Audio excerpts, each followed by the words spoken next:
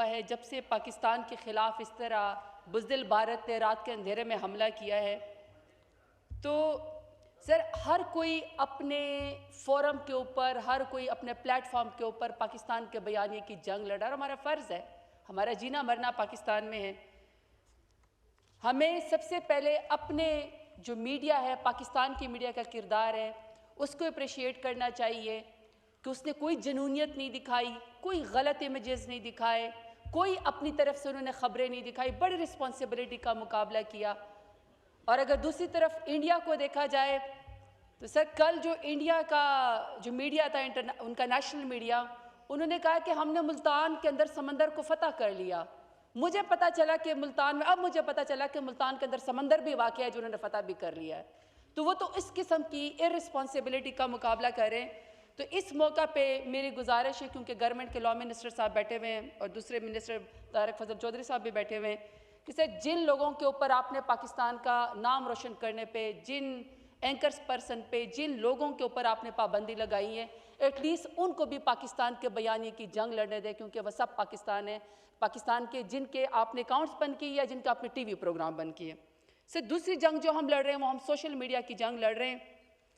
Social media में आपको पता है कि अब आके VPN जो है वो हटाया गया है, वरना हम VPN लगा के इतनी बड़ी दुनिया की सबसे बड़ी आबादी इंडिया का मुकाबला कर रहे थे। सोशल मीडिया के एक्टिविस्ट से अगर कोई सवाल करते हैं तो रीट्वीट करने पे, ट्वीट करने पे उनको सजाएं मत दें, उनको घरों को उनसे ना उठाएं। मेरी इस मौका पे गुजारिश है कि जिस तरह PTI के सोशल मीडिया के एक्टिविस्ट ने यकज़बान होके, यकजान होके पाकिस्तान का मुकदमा लड़ा, ये जो मौजूदा हालात के है, जो पहलगाम का वाक़या, मैं उनको सलूट करती हूँ कि हालांकि आपके घरों के ऊपर रेड हुए, लेकिन इसके बावजूद भी सोशल मीडिया के एक्टिविस्ट जो PTI से स्पेशली ताल्लुक़ रखते हैं, उन्होंने पाकिस्तान का मुकदमा लड़ा। तो मैं इनको, हुकूमत को ये कहना चाहती हूँ कि प्लीज़ उनके घरों पे आप मज़ीद रेड ना करें, क्योंकि सवाल करने पे, ट्वीट करने पे आप किसी को सजाएं मत दें। सर, दूसरा कौमी यकजहती का मामला था। हम सब ने कहा सर, इनके मिनिस्टर्स में और भी, मैं नाम डॉक्टर तारिक फजल चौधरी साहब है, लॉ मिनिस्टर साहब है, इनके और भी बहुत सारे मिनिस्टर हैं जो यहाँ पे बात करते हैं। हम सख्त बात करते हैं क्योंकि हम पे 3 साल से सख्ती गुजर रही है, जुल्म और जबर हमारे साथ हो रहा है, ये हमारी बात सुन लेते हैं। लेकिन सर, पाकिस्तान का मुकदमा है, दहशतगर्दी का शिकार पाकिस्तान है। दुनिया में जब होलोकॉस्ट हुआ था, अभी भी आप अगर उनके बारे में कोई बात करें तो वो एक लॉ है, जुर्म है, आप होलोकॉस्ट के बारे में कोई नेगेटिव बयानियां नहीं दे सकते। हमारे तो 300 से ज़्यादा बच्चों के सरों के से फुटबॉल खेले गए, गले काटे गए। तो मुझे बड़ा सख्त दुख हुआ है। मेरा तो अपना जवान भाई जावेद आलम वजीर शहीद जो है, 21 साल का जवान भाई, लाहौर बम ब्लास्ट में शहीद हुआ है। यहाँ पे डिफेंस मिनिस्टर का स्पेशली जो रवैया है वो बहुत इररिस्पॉन्सिबल है। यानी इंटरनेशनल मीडिया में अगर अंग्रेजी नहीं आती है तो ना जाओ। If you can not defend your own country, don't go there, don't mock yourself, don't mock your government, don't mock your state. अगर आप बयानियां वहां पे बर्दाश्त नहीं कर सकते हैं, आपसे वहां पे सवाल करते हैं और आप आगे से कहते हैं कि जी पाकिस्तान दहशतगर्द पालता है, हमारे गले काटे जा रहे हैं, हम मदरसों के अंदर शहीद हो रहे हैं, हमारे ऊपर मसाजिद के ऊपर हमला हुआ है, रात के अंधेरे में हमारे ऊपर हमला हुआ है, पुलगाम वाक़या पाकिस्तान ने किया ही नहीं। अभी हमारा जो है वो जाफर एक्सप्रेस का वाक़या हुआ है। आप इंटरनेशनल मीडिया पे आपको जाने का शौक है, मेरा ख्याल है कि गवर्नमेंट के पास इससे ज्यादा पढ़े लिखे बेहतर जो है वो गवर्नमेंट का बयानिया करने के लिए, बात करने के लिए लोग होंगे, उनको भेजें। ये इस तरह की शहदा की बेहुरमती ना करवाए कि यूनाइटेड नेशंस में, कि यूनाइटेड नेशंस के अंदर और उनके मीडिया के अंदर वो आपके डिफेंस मिनिस्टर का बयान चलाएं। आप मुल्क की खिदमत नहीं कर रहे। आप जो है, जो मोदी का जो या जो आपका जो हमसाया मुल्क है जो आपके खिलाफ दहशतगर्दी करता है, आप उसके बयाने को तकवीत दे रहे हैं, आप पाकिस्तान की खिदमत नहीं करें। तो मेरी लॉ मिनिस्टर साहब से, चीफ व्हिप साहब से, इनसे ये दरख्वास्त है कि प्लीज, नहीं सर, मैं I am a parliamentary leader sir, मुझे 2-3 टाइम दें। तो सर इस तरह की थोड़ी सी रिस्पॉन्सिबिलिटी करें। सर तीसरा मेरा है कि मिलिट्री कोर्ट्स का उस दिन वाक़या हुआ है। सर दुनिया में, इवन अफ्रीकन ममालिक, युगांडा के अंदर भी इंटरनेशनल उसमें यह ख़त्म हो गया कि आपके सिविलियंस का ट्रायल नहीं हो सकता। आपने सारे पाकिस्तान को मिलिट्री कोर्ट्स के अंदर दे दिया है। सर ये मौका भी नहीं था, ये बनता भी नहीं था जब कौमी यकजहती थी, और आपने सिविलियंस का जो है वो मिलिट्री ट्रायल जाके जो आपने वो कर दिया। यही सर क्या बात हुई? हम सिविलियंस का के जो वो मिलिट्री के अंदर जो है वो अब 190 से ज़्यादा लोग उसके अंदर मौजूद है। सर ये this is unfair to this country. किसी भी सिविलियन का मिलिट्री ट्रायल नहीं होना चाहिए और सर ये मौका भी नहीं था।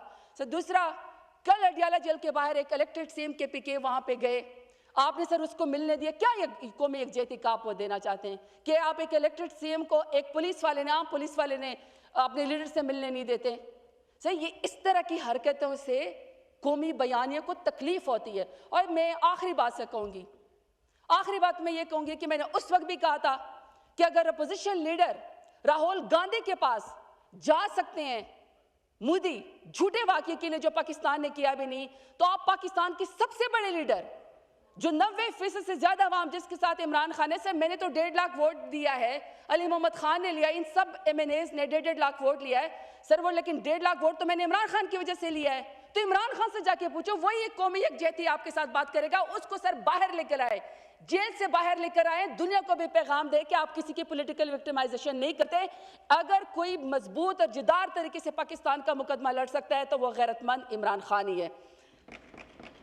सर आखिर में थैंक यू सर आखिर में नहीं, ये सर नहीं होगा। एक तो सर पश्तो के लोगों को बड़ी मुश्किल से उर्दू आती है, मैंने बड़ी अच्छी उर्दू बोलनी शुरू की है, तो सर मेरा भी वो बैठे हुए सर, ये देखिए मैं आपकी बात बताऊं, यहाँ पे हर शख्स चाहे जिस भी पॉलिटिकल पार्टी का है वो बड़ा लिलकार के इंडिया से बात कर रहा है। हमारी आर्म फोर्सेस ने भी, और आर्म फोर्सेस का काम भी ये है और हमें फख्र है जिस तरीके से उन्होंने रिटेलिएट किया है, लेकिन सर हमारे एक एक शोहदा के खून का बदला होना चाहिए। कौम इंतजार करिए, हमें उसका बदला इसलिए चाहिए कि सर देखिए रात के अंधेरे में हमारे ऊपर हमला हुआ है, तो सर एक तो तमाम मुस्लिम ममालिक में, तमाम ममालिक में सर हमारी फॉरेन मिनिस्टर को अपने डेलीगेट्स भेजने चाहिए। ये नहीं हो सकता कि सर यहाँ पे आप टेलीफोन पर उनसे बात करें। सर कौमी यकजहती के लिए, मुल्क के लिए आप तमाम दुनिया को इंडिया का मकरू, मोदी का मकरू चेहरा दिखाएं। तो सर ऐसे मौका पे मैं समझती हूँ कि ये कंक्लूडिंग डे तो नहीं है, लेकिन अगर आप कंक्लूड करना चाहते हैं क्योंकि हर रोज़ जंग का खतरा है पाकिस्तान के लिए, मैं ये समझती हूँ कि यहाँ पे वज़ीर आज़म साहब तशरीफ़ लाएँ। जिस तरह मेरे लीडर इमरान खान ने बात की थी वो भी बात की थी, नवाज शरीफ क्यों चुप है, मरियम नवाज क्यों चुप है, शहबाज शरीफ मोदी का नाम क्यों नहीं ले रहे, तो सर उसमें मैं सिर्फ एक कोई सर एक शेर पढ़ना चाहती हूँ कि कोई अमल तो ऐसा भी कर जाना चाहिए, दुश्मन तुम्हारे खौफ से डर जाना चाहिए, बातों से जंग का न कभी होगा फैसला, दुश्मन की घायों में उतर जाना चाहिए। सर जो कल तक ज़बान दराज थे क्यों इनकी ज़बान है बंद, क्या मसलियत में हद से गुजर जाना चाहिए। सर पाकिस्तान जिंदाबाद, पाकिस्तान के लिए खड़े हैं, एंड आई होप कि कंक्लूडिंग रिमार्क्स में कोई ऐसी बात नहीं करेंगे, कोई ऐसी बात नहीं करेंगे, क्योंकि सर जितना सर पाकिस्तान तहरीक इंसाफ ने बर्दाश्त किया है, सर जितना पाकिस्तान तहरीक इंसाफ ने बर्दाश्त किया है, हमसे सर हमें कोई मुहिब वतन होने की, हुब्बुल वतनी की कोई सर्टिफिकेट ना दे। इमरान खान ही इस मुल्क का जामिन है। सर ये आपकी हंसी मजाक से, seriously you have to show some responsibility and it's pretty diabolical the way you are behaving। आपका डिफेंस मिनिस्टर मौकरी करता है जिस तरीके से सर वो मजाकाना जो है वो ट्रोलिंग करता है, यही आप लोगों का एटीट्यूड है, इस वजह से कौम आपके साथ नहीं खड़ी है।